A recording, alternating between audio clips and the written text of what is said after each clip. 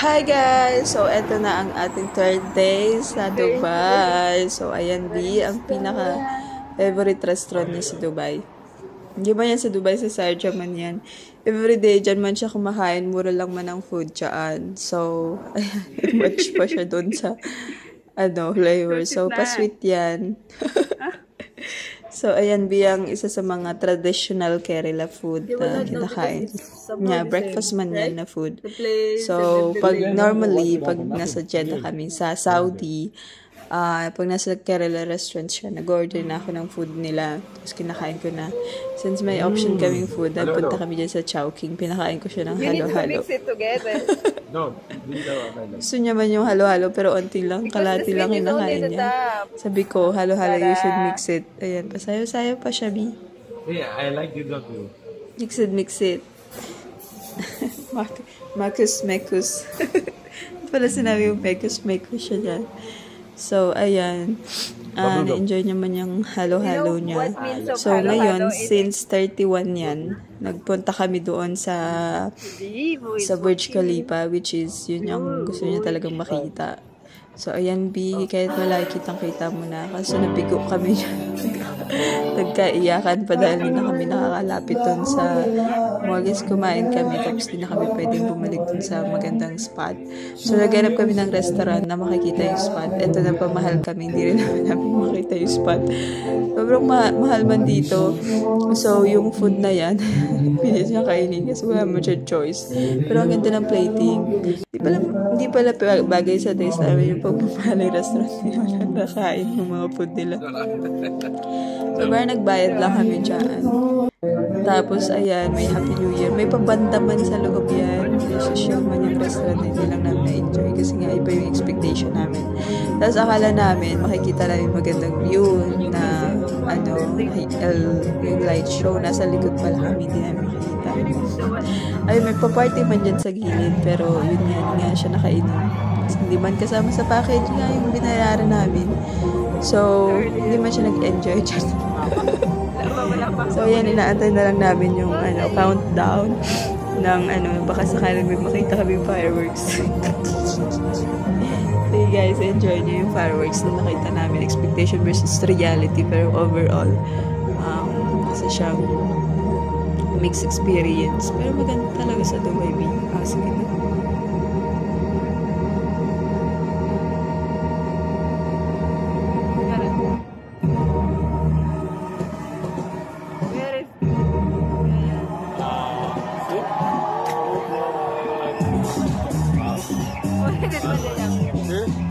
Wow. Right? Yeah.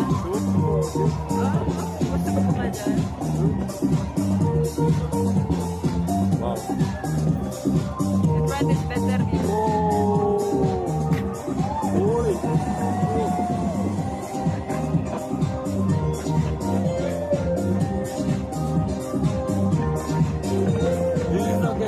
Any view is very good view. Right? Yeah, but the bread is better. Any view?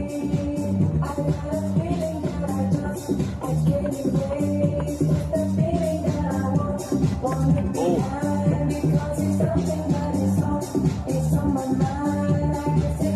Fireworks and madugo ang pag-uwi. Kinabukasan na yan. Since parang ayaw niya nang pumunta ng Dubai kasi sobrang crowded nga kasi holiday pala.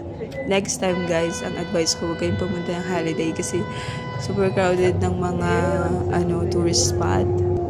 So ayan, nag-travel uli kami papuntang Dubai kasi since yung brother ko nasa Sharjah, so kailangan pa namin mag-bus tsaka mag-metro papuntang Dubai. So, yan yung views kapag morning sa Sharjah. Sobrang, unlag talaga ng bansa nila kasi yan, malalaki na yung building talaga nila. Tapos, ayan, nandito na tayo sa metro. Ayan, ang ganda ng video niya, pababa pala. So, ayan, sa loob kami ng metro. Inaantay lang namin yung stop kung saan kami bababa papuntang Dubai Frame.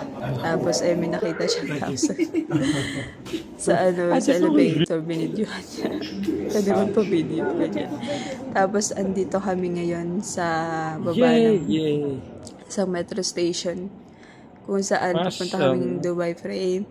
So, naglalakad lang kami, ganap kaming taxi. Ang kuya ko yung aming tour guide. Sobrahan man kami dun sa spoiled sa kuya ko. Lahat na lang naman na ibigay niya naman talaga. Sobra man talaga ang kanyang hospitality dyan sa lugar. Sa, ayan, may pa, anong pong gaman siya. Old siyang building pero parang rice terraces yung roof niya. So, ayan, nagladian muna kami dyan.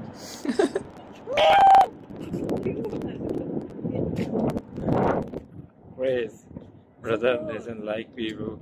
See, oh, he's just really hard work for us. Marama. Spammy ba spam?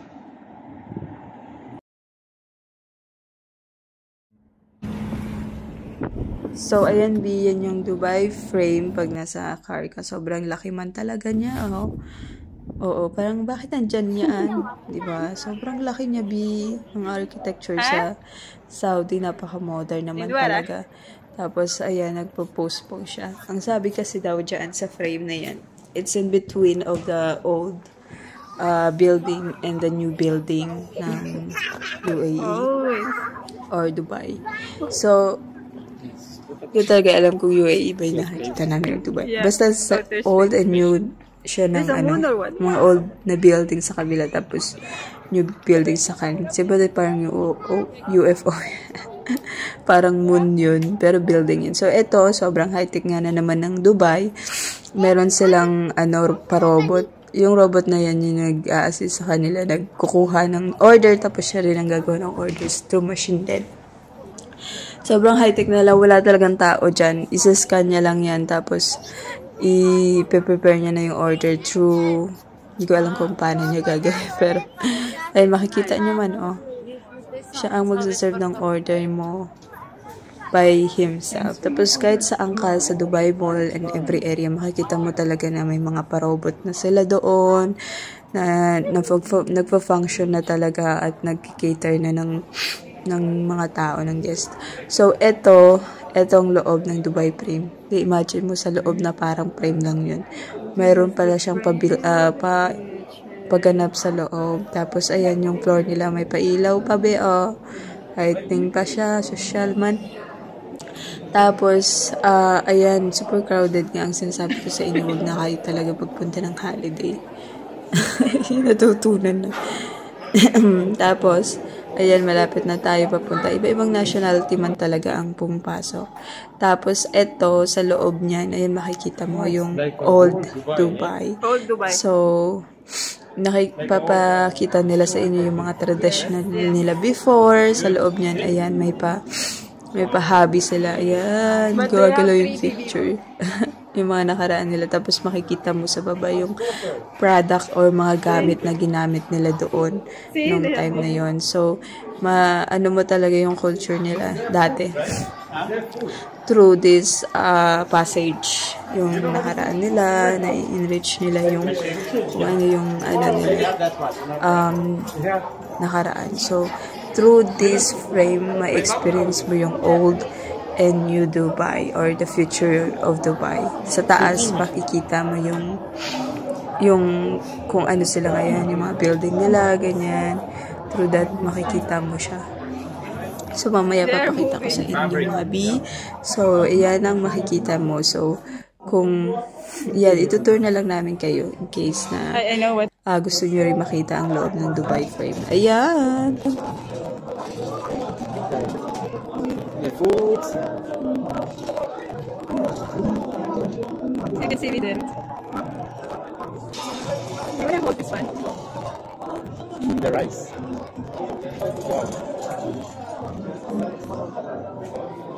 Very good, see? Handcraft, all things. Inside the frame. Yeah, handcraft. Inside the frame. We are inside the frame.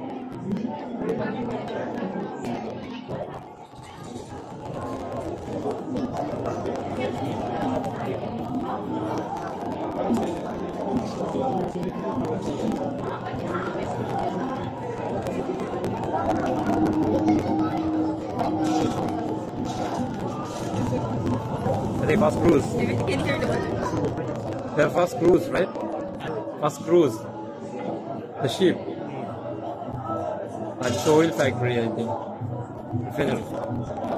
Yeah, yes.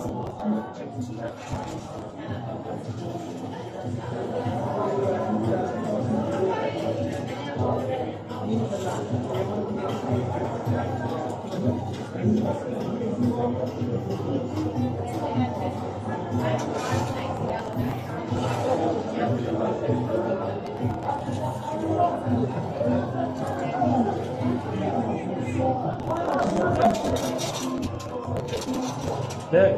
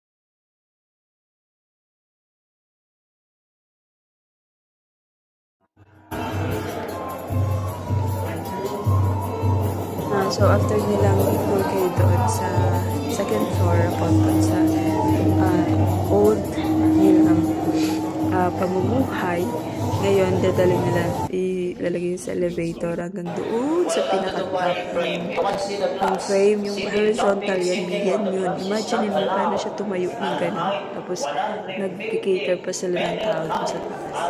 Imagine mo yan, B. Tapos, yan, nagtutour na si Kuya kung paano yung mga don'ts and don'ts dyan sa glass na yan. Walking area.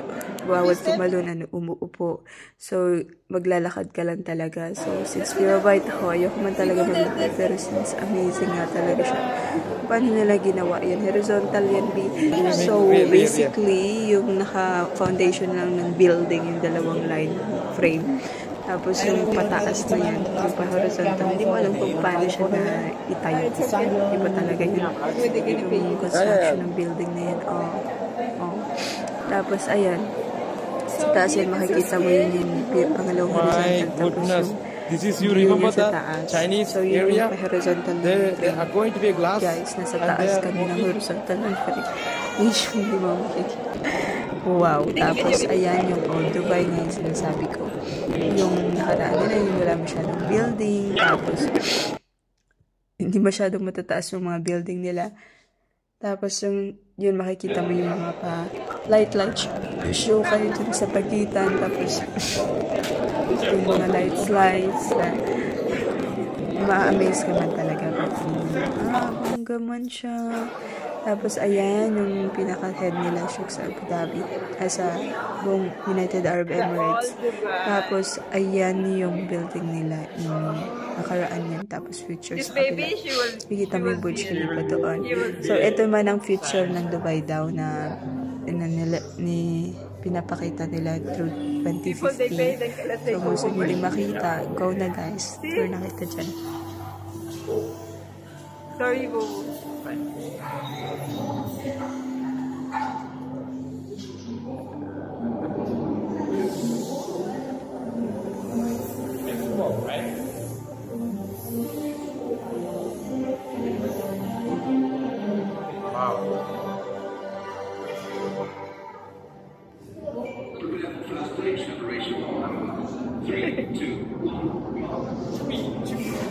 People, there's satellite.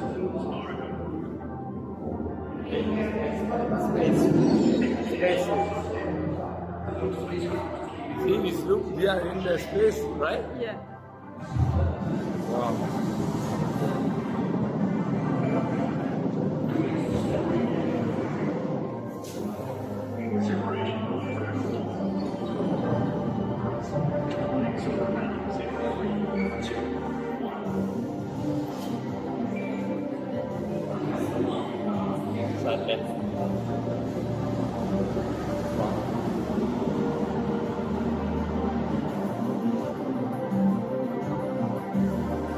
They will build other world? Yeah. The moon?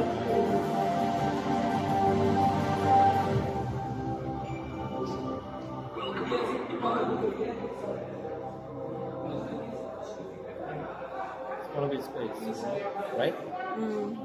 Taken by so after that, the show, makikita mo din sa mga hallway nila yung mga feature na yan ng Dubai. So, sobrang high-tech man yan. Parang natatakot man ako sa super high-tech. Diba yung mga movies na yung robot yung nagwawala?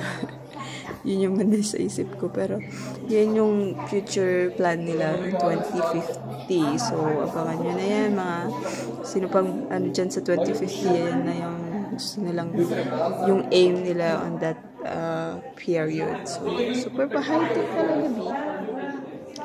Ayan pa robot, yung sinasabi ko nga sa'yo na mga movies. Yung mga movies talaga. Pero yung mga movies naging totoo.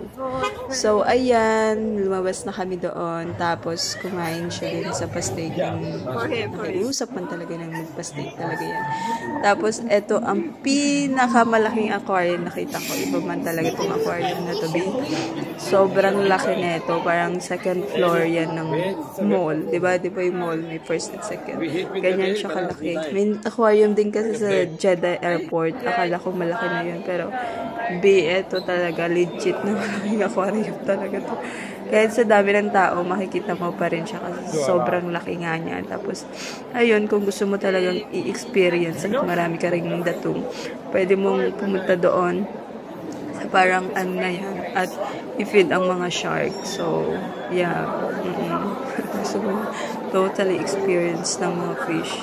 So, ayan, makikita mo yung shark. Pero kami, enjoy na kami dito. Sobrang laki niya. Tapos, ang sarap ng panoorin yung mga fish. Tapos, ayan yung shark. Medyo tamad na yung shark. Tapos, si Paggy. So, ang nakaka-amaze doon, di man sila nagkakainan. Kasi, di ba, makikita mo iba-ibang fish. So, makikita mo talaga dito na hindi talaga nakakita mo yung fish sa ilalim ng tubig or what. Kasi hindi man talaga sila nagkakainan, di ba? Usually, meron kaming maliit na aquarium, kinakain pa ng maliit na isda yung isda namin doon. Hindi namin alam kung gutom lang ba yung isda namin. So, sa Dubai Mall din to, ang daming pwede mong gawin sa Dubai Mall. Pero sobrang dami ming lakad ang kailangan mong gawin. Pero sobrang daming, iba-ibang nationality talaga, walang mga lokal doon.